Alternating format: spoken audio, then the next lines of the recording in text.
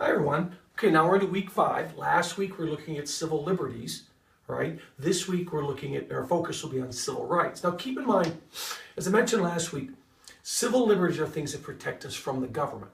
Okay, government intrusion into our lives. When you think about our free speech, our ability to express ourselves as we want. You look at all the protests and things that are happening. Okay, the government can't just shut those down. Right, it keeps the government at arm's length from us. Your right to a trial by jury, or your right to have an attorney. Those are all what are called rights of the accused. Again, ways to keep the government from oppressing you. And then even due process of law in the Fifth Amendment. If the government's going to take your life, liberty, or property, there's a process, there's a procedure that they have to go through. They have to show that there's a need to limit your rights.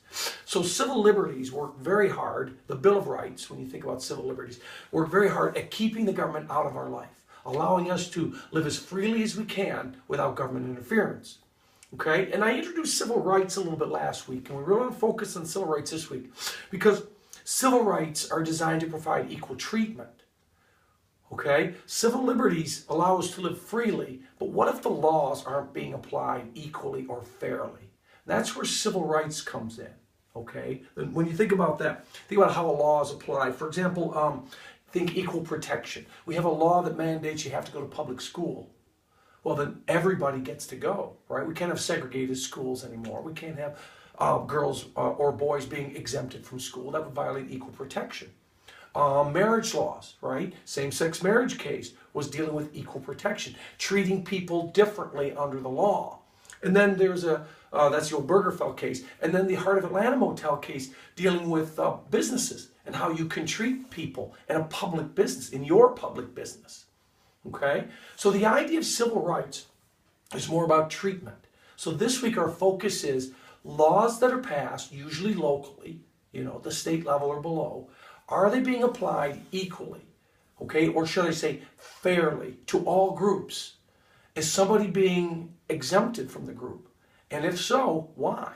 See, they have to be able to show cause. This is where the 14th Amendment comes in, okay?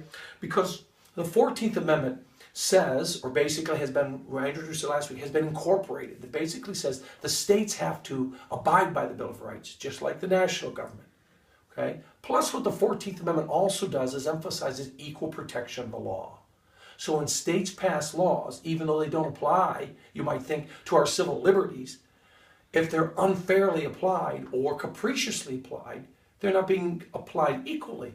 People are being denied equal protection. See, laws are designed to protect us, okay? Privacy is one of those funny things because, see, privacy can be a civil liberty. It can keep the government out of your life, okay? As far as, whether you own a firearm, whether they can come into your home without a warrant, things like that.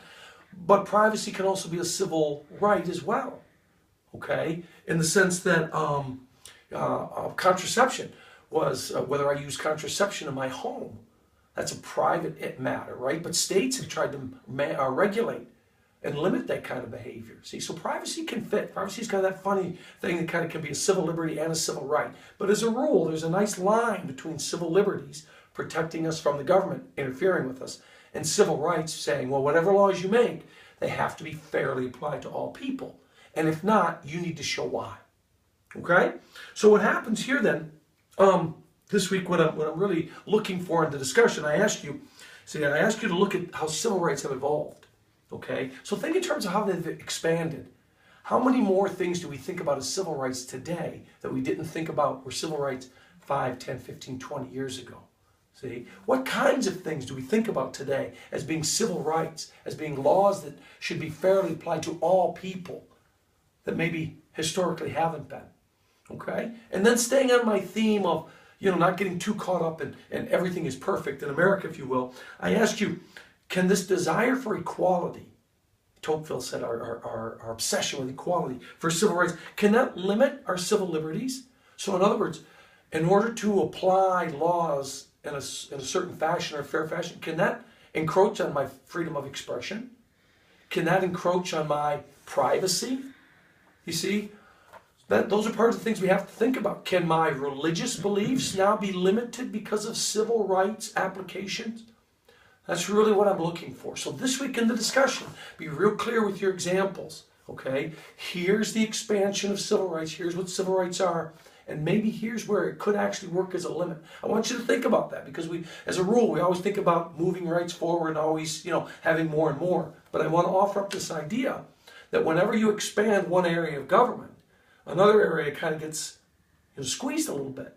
I mean, I suppose it's possible for both to expand, okay? But really think about, by applying laws fairly in a just manner to all people, can that really limit things like my religion, my expression, my freedom of the press, my due process rights?